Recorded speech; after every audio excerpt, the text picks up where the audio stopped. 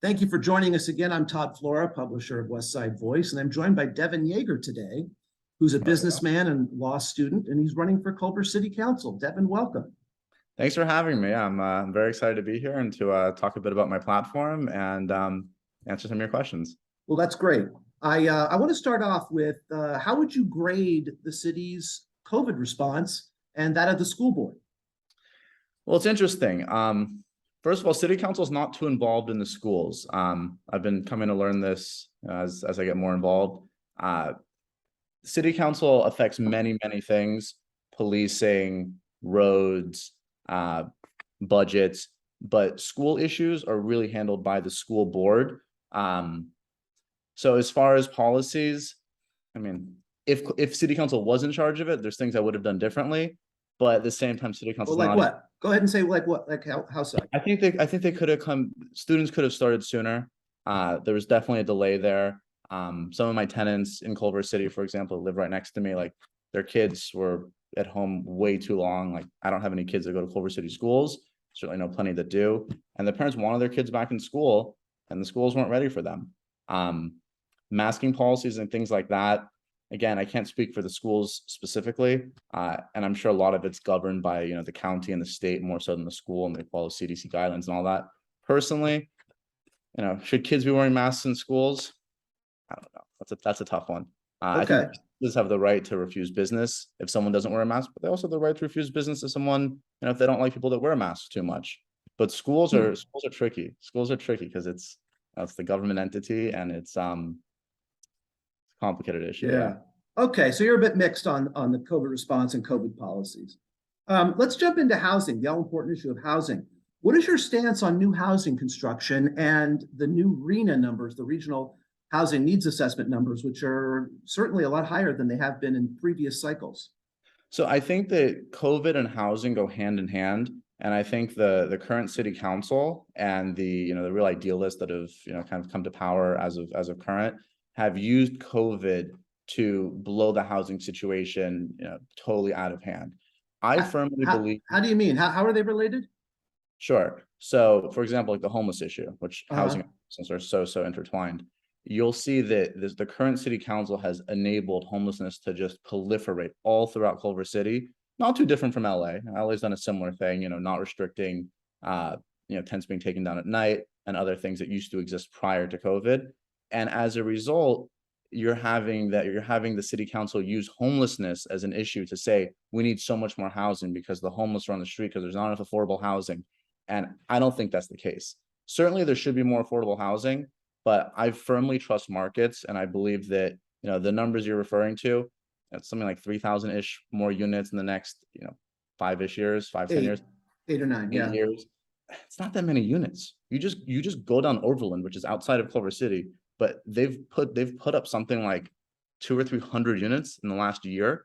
If you just trust markets, the units are going to get built. Now, will the affordable units get built that people that idealists want? That's a stickier issue. That's a stickier issue. Yeah. Yeah. I'm sorry. I got confused. I thought you said there was a connection between COVID and the housing push. I did. Yeah. I explained the tie between homelessness and affordable and the push for affordable housing. My understanding of the situation is that a lot of the local governments have been using COVID and homelessness, COVID to kind of enhance the drama of the homelessness, and then to use that and say, hey, there's not enough affordable housing. Evidence of this is all these homeless that are on the street. I mean, that's really been the party line of the city council since the current council's taken over. Hey, just look outside. All these homeless you see are because of not enough affordable housing. When the reality is, and then COVID as an additional push to that. When the reality is, it's drugs, it's allowing crime to run rampant, it's a lack of morality and just letting things just run out of control. And instead they point to housing and they point to COVID. When the reality is we just got to enforce the laws in the books. We just got to come in and bust people for public indecency, fentanyl use. But so let me ask you this question, and I think I'm getting a sense for your answer. If you're familiar with the Los Angeles Ordinance 41.18, which says you can't camp in public throughways, and it's now been expanded to 500 feet from schools and daycare centers. Do you think Culver City needs something like a 4118? The irony is, no city even needs these laws. They should have them. But if you just busted people for theft, drug possession, public indecency, lewdness, crimes that are already on the books, it would get resolved. Now, the 4118 you're referring to takes it a step further, for sure. And I do think it's not really necessary, but it's an additional tool that the police in the city can have in their, in their toolbox to fix this problem. Just like rehab, detox, affordable housing are also tools in the toolbox to solve the issue of homelessness. But we're not going to build our way out of homelessness. Like, let me be clear. You can't build enough units to solve California and America's homeless problem. Interestingly, Culver City is a small municipality. We only have 40,000 people. The latest numbers are about 300 homeless. I think it's higher, but that's what the St. Joseph's, who's been contracted to supervise and monitor and help the homeless situation, that's the number they're saying. Of those, the question is, how many of those are Culver City's responsibility? And my take, and what I believe most Culver City voters believe also, is that Culver City has a duty to its citizens that fall homeless. So if you went to Culver City High School, if you've been in Culver City for, pick a number, 5, 10, 15 years, if you're a child of Culver City and you fall on hard times, the city has an obligation to help you. I know you're from Santa Monica. I think you would agree. If you're from Santa Monica, you fall on hard times, Santa Monica has an obligation to help you. If you came from Nebraska 6 months ago and you're afflicted with drug addiction, and you can't have a job and you can't afford housing in Santa Monica or Culver City, does the city have an obligation to provide you affordable housing? Do the voters there have an obligation instead of paving the alleys? Well, it's a countywide problem. Don't we have an obligation to each other to make sure we're all housed and can bathe? And I see it honestly as a federal problem, because so many of California's homeless come from other states, and why wouldn't they? We've got the good weather. I hate to say, we have the cheap, higher quality drugs given our proximity to Mexico. We have tourists. We have friendly laws for people that are on the street and people that are experiencing, drug addiction, homelessness, and possession. All these things add up to California, Southern California, pretty much like mostly LA, San Diego, other places, being a dream destination for America's homeless.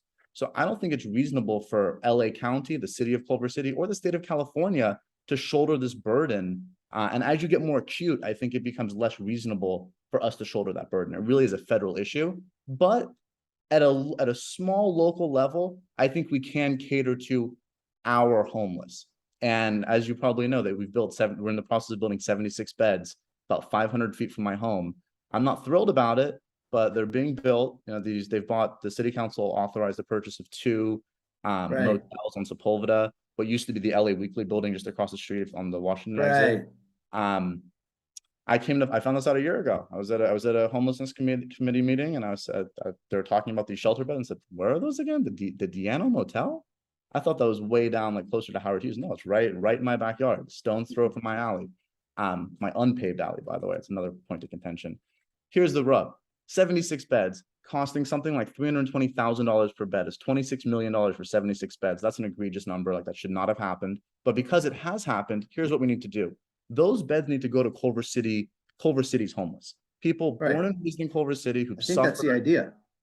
There's some issues. The funding came from the state, and the state is prioritizing the most, there's a word for it, like the most crisis-bound people. Oh, yeah, well, that makes sense. Yeah, it makes sense from a utilitarian perspective. If you're thinking strictly about how are we going to minimize the cost of policing and the cost of these things, very utilitarian.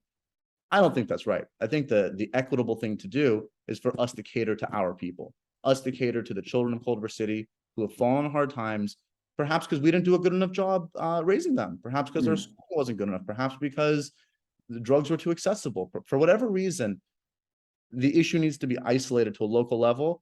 And 76 beds, my best guess is about a third or a quarter of those 300 are probably bona fide Culver City homeless, and those beds should go to those people. Second tier out would be veterans, disabled people, elderly people, but we cannot take care of the whole city, the whole state, when I say city, LA, or the whole country's homeless problem. It's just not reasonable.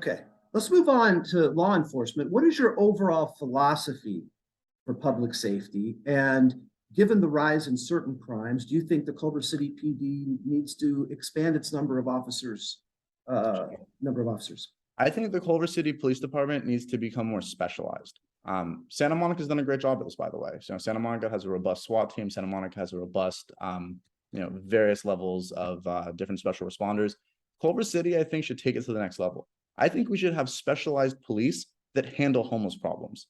Homeless are a complex issue. They should be handled by people with special training to handle individuals with these issues. Similarly, mental health and domestic violence should be handled by officers specially trained in mental health and domestic violence. Well, what do you think of the idea that a lot of people are for, and that it's being implemented in a lot of cities, of you shouldn't always send a police officer. You should be sending people that work. Should they be armed or not? Well, yeah. Is it always a good idea to send somebody with a gun, Devin? It's tricky. It's a really tricky issue. If you thought of your siblings or your children, would you want them responding to a high-risk situation unarmed? I probably wouldn't. If my wife was a police officer, would I want her responding to Venice and Washington, which, by the way, the South Side is Culver City. People think it's not. It is. All those homeless are our responsibility. Would I want her responding there to deal with someone strung out on fentanyl or someone accused of robbery or this or that without a gun? The answer is no. Should she be properly trained to use that gun, and should she be held responsible, and should the city be held responsible if she uses it improperly? Absolutely. But should people be unarmed responding to a domestic violence situation or even a mental health crisis? I don't think that's reasonable. If the situation is very specific, where it's a low risk situation, and the person is not a great threat to the first responders, then I think it's appropriate for them to be unarmed. But when is that going to happen? It's for a situation to rise to the level of calling 911. When does that happen that it's not a high risk situation? It seems kind of incongruent to me. But I do like that. That is my general policy. I am pretty pro police. I am pro armed response. I think that's necessary. But I do think there needs to be more training, more specialization, more divisions within police to say, hey, you guys are trained to handle these issues. You go handle these issues, and you guys are trained for these issues. You go handle these issues. Okay. Well, let me ask you this. Can you discuss? Let's move on back to a housing issue. I probably should have reordered these a little bit better. But can you discuss your priorities with regard to renters and renter protections? Absolutely, yeah.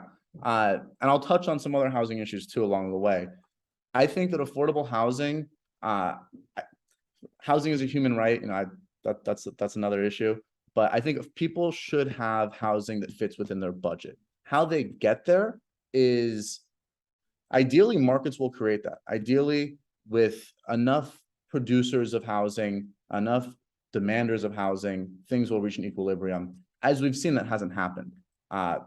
You can Google economist opinion of rent control, and you will find that it's one of the few issues academics can agree with. Something like 95% of academics agree that rent control does not make sense, that it reduces the housing stock, and it just doesn't make economic sense. The thing is, though, I grew up in LA and Culver City. I grew up, between the two places. I've seen rent control. I manage a property in Palms, 2 blocks from Culver City, that's been rent control for since the 70s, and I've seen how rent control operates. I've seen what it does to landlords. I've seen what it does to tenants. I myself manage and own property that's rent control, property that's not rent control, and I see how it impacts the tenant-landlord relationship. But I'm also sympathetic. Like people need housing, and we need people that earn a certain income that justifies, that doesn't justify rent of $3,000 a month for a 1-bedroom. There needs to be housing in the $1,500 to $2,500 a month range for 1-bedrooms, 2-bed, 2 baths, even 2-bed, 2 baths. Where are you going to find a 2-bed, 2 bath on the Westside for $2,500? I'll tell you though, a year ago in COVID in April, I had 2-bed, 2 baths at $2,300 that I could not rent. It took me 3 months to rent them, because with COVID, so many people left LA that there was just the demand wasn't there. and rents fell. First time in my adult life, I'm 29. First time in my adult life I've seen rents fall. And units go vacant. It was crazy. So I do think that supply and demand are the key factors that influence affordable housing. And again, almost all economists agree with that statement. So what does that mean for rent control? I don't know.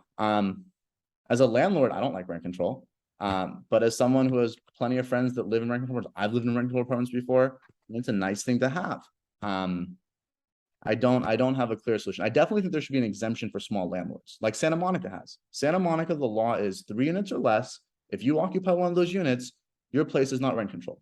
Culver City, without a doubt, should have at least that. At least that. That's like a bare minimum. Santa Monica is like, it's like the People's Republic of Santa Monica, and even Santa Monica has that built in. For Culver City not to have that, like the street I live on, Tilden, almost all of my neighbors are lower income landlords. You know, people that get by on, I don't know exactly, but substantially less money than, you know, the typical Amazon or Apple worker makes. Some even on food stamps. And, you know, they're treated as if they're this villainous landlord and they have zero control over their properties. They can't kick people out for not paying. They can't raise the rent beyond, you know, the current rule of like 5%. It's tricky. Do I think, you know, their hands should be tied? All right. All right. Now, landlords, though, I think it's a whole different story. You know, if you've got a building of hundreds of units, and you're in the business of being a landlord, that is your business, that is your corporate identity. Yeah, those guys should have, you know, it should be them bearing the burden of it, not small guys like me or my neighbors. Okay. Let's talk about the city council boards, commissions. With regard to those entities, is Culver City getting it right when it comes to diverse and equitable representation? Yeah, I think so. I'm going to answer this, then I'm going to come back to housing for a second, because I forgot a key point. Okay. Yeah, I think EDI is important. I mean, like I go to UCLA, I'm a law student at UCLA. EDI is all they talk about: equity, diversity, and inclusion. I own a recruiting company. A big part of the law firms that we recruit for, a big thing they're looking for are more diverse candidates. I firmly believe, you know, that we need to do more as a society to make sure that underrepresented people are given opportunities. I firmly believe in affirmative action. If I'm looking at 2 job candidates, everything else equal, and one is African American and one is white, I'm probably going to take the African American on the sole reason of they've had historical injustices done to them. Is that fair? Is that equal? It's certainly not equal, but a lot of people would argue that that's fair. That's equity. I think that there's a lot of issues that come with you know, equity, diversity, inclusion, and whatnot. I don't think we should let EDI lead to us lowering our standards. I think this applies to hiring. I think this applies to policing. I think this applies to many issues. You know, a common, you know, point I like to make: someone should not be treated differently in the eyes of the law, whether their skin is black or white, or whether they're housed or unhoused. If I was doing fentanyl on the street, I should be arrested. If a homeless person is doing fentanyl on the street, they should be arrested. Black, white, brown, housed, unhoused, the law needs to treat people equally. And there's a big distinction between equity and equality. The law enshrines equality. Equity is this new lofty thing that we're trying to promote, which, you know, affirmative action does do and other things do. And I think Culver City is doing a pretty good job. I mean, I think doing a pretty good job with it. Yeah, on the housing issues. Yeah, you wanted to go back to something on housing. There's things I'm more of an expert on than not. Housing I'm strong on. Homelessness I'm strong on.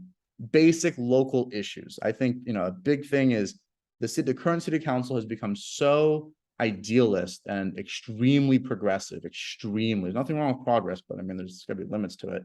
And we need to focus on the issues in our own backyard. Housing. How do you get more affordable housing? Very simple. You don't make it so expensive to build. I'm building an ADU right now. Everyone keeps saying, oh, ADUs are great. They're going to increase the housing stock. Well, they're going to keep the character of the neighborhood. A 1-story ADU, a garage conversion, textbook, what the state and the city say is what's needed to increase housing. I'm not messing with the character of the neighborhood. It's not 2 stories. It's not looking into my neighbor's backyard. A 1-story ADU, single unit, to add housing stock, to increase the value of my property, to have another rental unit, to build something beautiful. Here's the problem. My permits alone for this ADU, 1,100 square foot ADU, were $16,000. $16,000, 7,000 something in parkland fees, 4 or 5,000 in school district fees, and then every minute we're going through construction, it's another fee. I just got hit with another like $1,000, and we had to do additional mechanical engineering permits and then electrical stuff. It keeps adding up.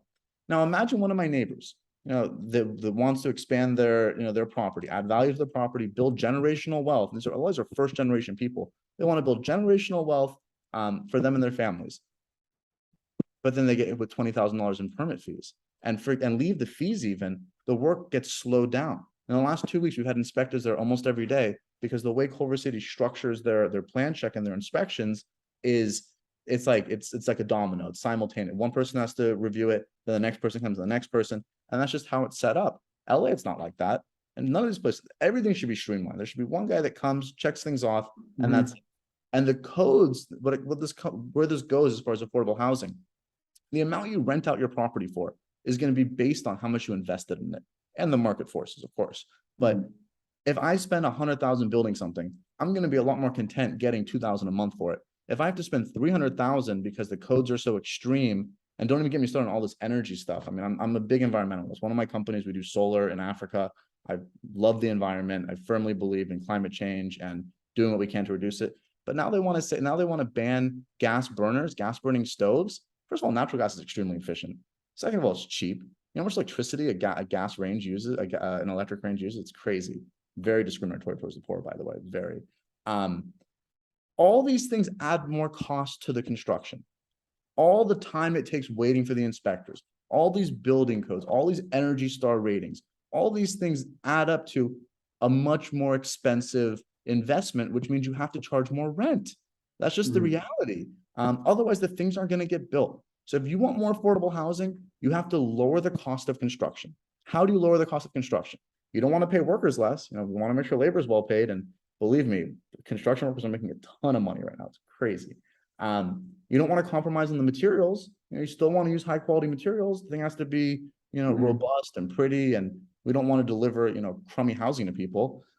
But all these environmental things, all these extreme laws, they wanted me to put fire sprinklers in my ADU, fire sprinklers in a garage conversion. It took like a month of negotiating with the city for me to realize that we didn't need them. My architect thought we needed them. The engineer thought we needed them. The city told them it was needed.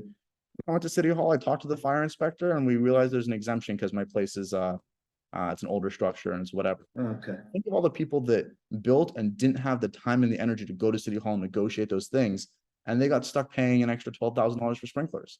Yeah. That all adds up to more expensive housing. Well, we only have so much time left, and I do want to get to a couple other questions, but Sure. Can we move on? I got to go back to a question about our racial history. What is your, as you know, the city's working on ways they can build some kind of package of reparations. What is your confidence level that reparations will eventually happen at what I call a difference-making level? It's not going to happen at the local level, that's for sure. I mean, what difference is going to be at the local level? I'm impressed with some things, like how LA did. You're saying you don't think it'll happen at the local level? I don't think what you said. I don't think substantial, significant. What was the word you used? Difference making. Yeah, I don't think difference making changes to reparations are going to happen at the local level. Certainly not in Culver City or Los Angeles. I do think difference making maybe in the sense of specific individuals, which I was about to start talking about. So like how they gave that beach back in Manhattan Beach, right? There was Bruce's Beach, yes. So I think things like that, where there's a specific chain of title where you can trace something to a specific bad act and rectify that specific bad act, even if it goes beyond like statute of limitations and what's lawful. Like I think that's great. Like you're finding a case, we're investigating it, we're fixing a historical wrong. That's great. Now, at the macro level, we're just going to say, okay, Culver City historically did A, B, C, D wrong, and because of that, there's been equitable, people have been equitably disadvantaged. I think this is a national issue. If I was in charge of the nation, would I wave my wand and say, hey, now we're going to give back to I don't know. That's a more complicated issue I have to think about. I think like homelessness, no, it's not a local issue. Certainly not in Culver City. I mean, this is not, We are not Savannah, Georgia. Sorry to pick on Savannah, Georgia. This is not, Culver City was not a slave haven. This is not, I mean, these issues are complicated. In the local cities, in the 50s and 60s, a lot of very racist policies were put into place that happened to displace people of color most. That's why Santa Monica's working on this. That's why Culver City is working on this. Redlining and whatnot has had negative effects, but who should pay for those effects? Was I living in Culver City 60 years ago? Should I bear those costs? If my parents were living in Culver City 60 years ago, my grandpa worked in Culver City. He worked for Howard Hughes Helicopters and McDonnell Douglas for about 20, 30 years between the 60s and the 80s. Did the benefits he accrued by way of racist laws mean that now I and my neighbors and fellow taxpayers should pick up the bill? Or what they're trying to do is they want the taxes from marijuana sales to cover this, which to me that's one of the ideas. Yeah. Anyway, and then who gets it? Who gets the reparations? My wife is Black. She's from Africa. Should she be getting reparations? Should she be getting affirmative action even? These are complex issues. Who gets it? Who gets what? Who pays for what? If it's the federal government picking up the bill because the federal government made laws that were inequitable and the federal government's going to sort it out, of course, everyone wants a free lunch on their dime, but ultimately I was paying. And reparations, complex issue. I don't think it belongs in local politics. I don't think Culver City Council should be dealing with it. I think the vote was five out of 5. I was shocked. Voted to start working on doing research, hiring consultants for reparations. I don't think that was a wise vote. I would not vote for reparations personally. That doesn't mean I'm against reparations. It just means I don't think it makes sense at the local level. Other than those isolated cases like the beach in Manhattan Beach. I think that that was great. It has impact for a specific lineage of people that were impacted. My overall, but if I were to wave my magic wand, this is a concept I've been bringing up continuously in the legal community. I think the real solution to inequities is through housing. Most people build wealth through housing. That is how the middle class, that's how the rich, that's how people build wealth in America. That's how I've built wealth. I mean, six years ago, I had $1,000 in my bank account. I'm doing pretty well right now. And it's because I bought property. And what's enabled me to buy property? Low interest rates and banks trusting me. What the federal government and what society should do is it should give preferential interest rates to people who've been historically disadvantaged, like African Americans. That way they can start building up property and wealth and build generational wealth and get past the issues that have been occurring historically and right these historical wrongs. That is the solution. Federally subsidized lending rates. That, in my opinion, is the best solution. Again, I support affirmative action. I support many things, but I don't think the local level, we're going to say, okay, we're going to raise cannabis taxes and we're going to give, every Black person in Culver City $1,000. I don't think that's going to, I think housing is one of the things that's also on the table is could they be offering some right to return type of, which is what we're doing in Santa Monica. They're going to start talking about the Israelis and Palestinians. Not right of return, right to return. I specifically use right to return because we have a pilot in Santa Monica right now. For example, that's if people can prove that they're displaced relatives of those that were displaced in the 50s and early 60s, they are setting some affordable units for them to perhaps move back into Santa Monica. That's, I think, the same kind of thing that they're entertaining, I think, one of the ideas. And you think that's gonna, what was the word you used? Well, it gives substantial difference makers. That can be a substantial difference. Well, it might be a substantial difference maker to those people if they want to live in Culver City or Santa Monica, where their families lived. But I got to move on. We're running out of time. Sure. It's literally the Zoom will run out in a few minutes, and I want to get to the actual campaign. So here's my question: how are you going to win this thing? What's your keys to victory? And maybe you want to mention some of your key endorsements or your website. So my website is, am I pointing to the right side? It's right here. Oh yeah, you are. Yeah. Okay, so it's devin4culver.com. Is it small? It's small, but I'll say it out loud again too. Devin for the number 4 Culver. Culver.com. Devin the number 4 Culver.com. Okay. My email. My email is the same. Devin4culvercitycouncil@gmail. I'm extremely responsive. You email me, I'll respond back within an hour. Instagram, Devin4culvercitycouncil. Facebook, same thing. Okay. So I'm active on the socials. I have a very robust website up that shows my platform. I'll be honest with you, I decided to run like 2 months ago because I was fed up with the city not taking care of things. The homeless, the lack of safety, unpaved alleys. You're in Santa Monica. Do you have any unpaved alleys in Santa Monica? It's crazy. I don't know right now, but no, but how are you going to win? Like, who's your coalition? Are you well funded? Or do you have key endorsements? What's your keys to victory? I'm going to tell you exactly. So for one, my message is going to resonate with historical Culver voters. Culver is a center city that's been taken over by idealists. The core of Culver City voters, once they hear my message, are going to vote for me. I'm young, I'm energetic, but yet I have their values. I can push what they want. That's one. Two, I'm funding this campaign fairly significantly. Now, I can't put up the money that, the Democratic Club and these other like Soros-backed, candidates are coming up with, but I'm putting a decent amount of my own money into this. I'm putting my money where my mouth. I don't think any other candidate is putting in as much of their own money as I am, because I believe in this thing, and I want to. I have to stop you though, and I don't mean to, but do you honestly think George Soros has his eye on little Culver City? I think he probably funds the Democratic Club, and then they fund the contenders. Yeah. Do I think he knows? Do I think he knows like Alex Fish or Freddie Puzza personally? No. Devin, he stands behind what they believe in and funds their parent organizations. Yes. Okay. You think that's unreasonable? I only say this because before I was a journalist, I was in the Santa Monica Democratic Club for many years. Sure. I can assure you, George Soros doesn't know who we are, and most everyday Democrats couldn't pick George Soros out of a lineup. The only people that care about George Soros are Republicans. I don't know. Trust me. But go ahead. Keep talking about your keys to win. I'm sorry. I didn't mean to hijack your answer. I appreciate the editorial.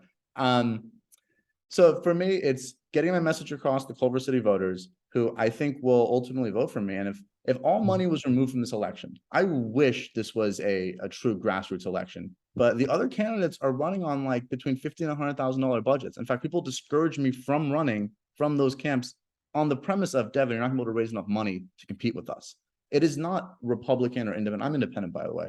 It's not the independents or the Republicans or the right wing or even the center that are well-funded and organized. In fact, I watched your previous interviews, and I think Fish said, he's going to be outspent 3-1. That's just not true. That's just blatantly not true. Like, the candidates supported by the Democratic Club, which, by the way, I hadn't even heard of until a year ago. And then I started going to Culver City things. I started going to committee meetings, committee on homelessness, committee on housing, city council meetings. All these things are run by that specific entity. In fact, even like the homeless and housing committee meetings would be scheduled right after the Democrat Club meetings, because they knew all the participants would just shimmy across the hallway to the city meetings. Is that right or wrong? Well, if those people actually represent the majority of Culver voters, it's a-okay. That's how democracy works. If the elected people and the appointed people running the city are a good representation of the voters, then it's fine. They can be as left-wing as they want. However, I believe that's not the case. I believe that the current makeup of the city council, the current makeup of the committees and the commissions does not accurately reflect the population. It just doesn't reflect it. But that's because the working class, the more center people are not so involved in local politics. People in my social circles don't even know how city councils work. My neighbors, they're not involved in these things because they're busy working. It's the extremely idealist, progressive, all of them are outsiders, come in and they, through the, these large entities and political contributions. Again, Culver's not a huge city, but $75,000, that money has to come from somewhere. They've kind of hijacked local politics to, instead of fixing the alleys, fixing the parking situation, which after homelessness are like my top issues: parking, paving alleys, increasing safety at schools, getting rid of the homeless. These are the issues I care about, and I think most people care about. Instead, they're talking about climate change, reparations, what are the other things? All these big lofty issues that are not. These are not local issues. These are ways to set yourself up to run for Congress next year. These are not local issues, and it's a total hijacking. Zoom's going to cut us off in about 3 minutes. Sorry. I've got a little countdown clock now above the screen. I want to give you just at least 1 minute to close with maybe anything I didn't get to that I should have, or just making a closing case for yourself. About a minute. Don't go too long because I want to be able to wrap up. I think I made a Thank- compelling case. You know, your listeners have heard my issues. They've heard my platform. They can go to my website again, Devin for Culver, devinforculver.com. Right. Even my name, devinyaeger.com will route to it. Connect with me on Facebook, connect with me on Instagram. Give me a call, give me an email, send me a WhatsApp. My WhatsApp is on the website, and I'll respond extremely quickly. Unlike the current folks that are busy, you know, aiming for Congress, and they can't respond to emails or phone calls about fixing homelessness or you know, trash piled up on their street or paving the alley or changing the parking regime. I want to handle local issues. That's it. Simple. Okay, very good. Well, folks, he's Devin Yaeger. He's running for Culver City Council, and thank you for joining me today. I really appreciate it. Thank you, sir. Have a good day. Good luck to you. Good luck to you. Thank you, Devin.